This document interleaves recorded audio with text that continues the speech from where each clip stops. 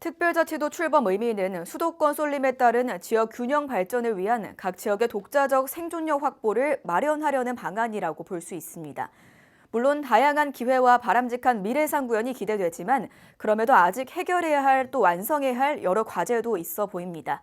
오늘은 관련해 취재 기자 그리고 최영호 변호사와 이야기 나누어 보도록 하겠습니다. 네, 먼저 특별자치도 특별법 대표 발의부터 출범까지 이 각 과정이 기민했다고 평가가 됩니다. 네, 특자도는 지난 지방선거와 대선에서 공동 공약으로 나왔던 이슈입니다. 새 정부 출범과 또 민선 8기 김관영 도지사 체제가 시작이 되면서 아주 민첩하게 추진이 됐고요. 정치권과 공조가 이루어졌습니다. 지난 2022년 8월이죠. 민주당의 한병도 의원 또 국민의힘 정운천 의원이 특자도 설치 특별법 제정안을 각각 대표 발의하면서 시작이 됐습니다.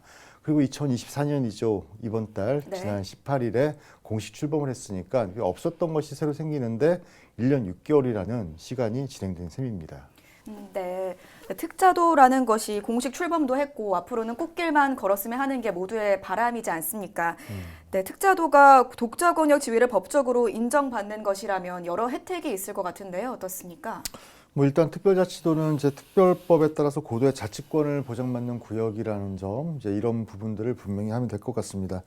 제주와 세종, 강원도에 이어서 네 번째 광역자치단체가 되는 건데 지위에 맞는 특례를 확보해서 지역에 맞는 어떤 성장 동력들을 만들어내고요. 또 이를 실행할 수 있는 여러 의미를 부여할 수 있다 이렇게 이야기를 하면 될 것 같아요. 아까도 라자를 뺐다고 하는데 라는 전주하고 나주잖아요. 그러니까 전남 쪽은 버리고 가겠다 이런 느낌이 좀 더 강한 것 같습니다.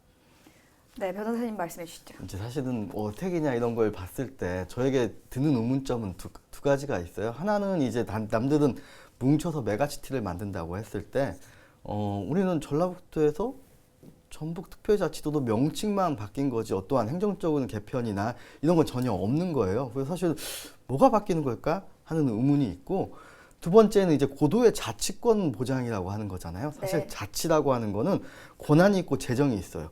사실 자치 권한이 올라간다는 건 우리의 돈으로 우리가 쓰는 게 늘어나는 거지 남들한테 받는 돈이 늘어나는 건 아니에요.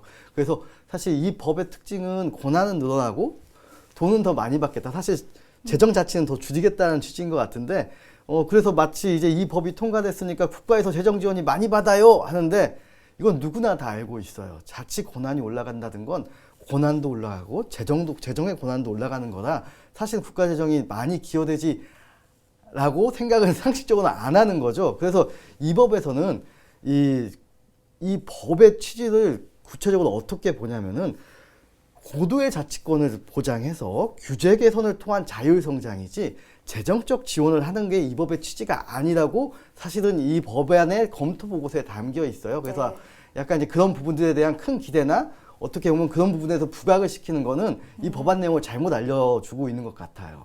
네, 무엇보다도 각종 특례를 통해서 특화 사업을 할 수 있다는 것이 가장 큰 특징으로 보여지는데요. 네, 변호사님께서 설명 부탁드립니다. 이제 특례라고 하는 것은 지방자치법에서 우리나라는 사실은 이 지방의 권한이나 지방의 업무 자체가 많지 않아요. 원래는 중앙정부의 하부기관이 지방자치기관이었거든요. 근데 이제 지방자치단체 제도가 생겨나면서 독립된 지방정부와 같이 생각되지만 아직도 좀 하부기관이냐 독립된 정부냐에 대해서는 좀 이 중간적인 성격을 지니고 있어서 지방자치법에 따른 자치사무라고 있죠. 우리 고유한 전라북도의 사무라는 게 되게 한정적으로 정해져 있어요.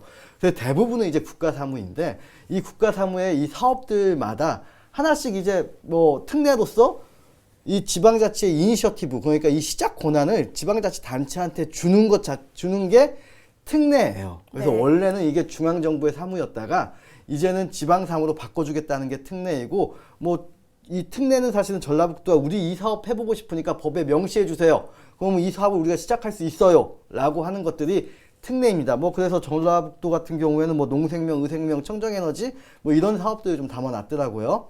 네. 네, 그렇다면 이 문제들이 해결이 가능한 것들인가요? 명칭만 바뀌고 실질적인 변화는 없다면 이 정시행정이다 이런 비판도 받을 수 있을 텐데 어떻게 보십니까? 아마 이제 이 법의 성격이 고도의 자치권 보장이라는 건 중앙정부가 할 수 있는 사업을 우리가 가져온다는 거잖아요. 그래서 아마 우리의 어떠한 도민들은 이 자치권 뭐 중앙정부 사업, 지방정부 사업 이걸 구별을 잘 못해요. 어차피 정부가 하는 거고 국가가 하는 거고 관이 하는 거기 때문에 그래서 사실 받아들이지 못하죠. 근데 이제 사실 이 법의 취지는 우리가 잘할 수 있는 사업을 우리가 먼저 정하고 시작을 할 수 있는 이니셔티브 권한을 지방정부가 가져왔다는 거예요. 전라북도가. 네. 사실 잘하면 좋겠죠.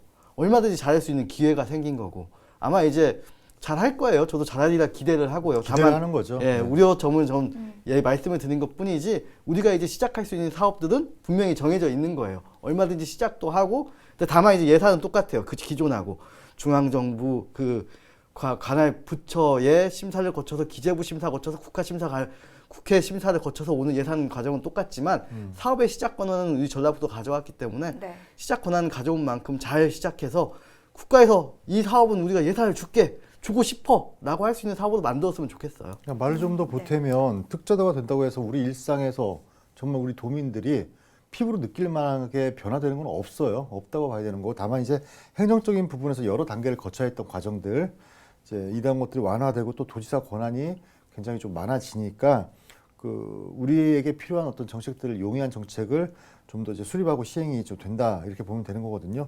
근데 또 아까도 언론에서 이야기하는 걸 좀 지적했던 것처럼 마치 특자도가 그 진해 요술램프, 마술램프처럼 뚝딱 하면 모든 것들이 다 이루어질 수 있을 것 같이 이제 호도하는 것들 이제 이런 부분들도 우려가 조금 필요하다 이런 이야기를 하고 싶습니다.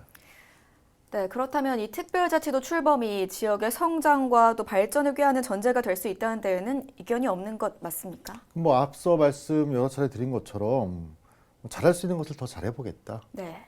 뭐 아직 다른 지역에서는 특화되지 않았지만 우리로서는 좀 특화해서 또 선점해서 한번 만들어 보겠다. 뭐 이런 의지들이 반영되는 것들이니까요. 잘 되어야 될 거 아니에요. 네, 우리 모두 다 잘 되는 거를 원하죠. 근데 이제 우려되는 부분들에 있어서는 조금씩 또 고민을 해보자 이런 이야기를 하는 거니까요. 네. 변호사님 저도 뭐 사실은 이게 안 될 것이다, 안 된다 이렇게 얘기하는 게 아니라 사실은 좀 전혀 다른 얘기를 좀 하고 있는 부분들은 분명히 있어요. 이것과는 네. 사실은 자치 권한이 올라가는 게 국가재정 늘어나는 건 아니거든요. 다만 사업이 잘 되면 국가에서는 돈을 안 줄 수가 없어요. 사업을 잘해야 되는 거예요. 그러길 좀 바랍니다. 네. 네, 그렇군요. 오늘 말씀 여기까지 듣겠습니다. 두 분 고맙습니다. 네.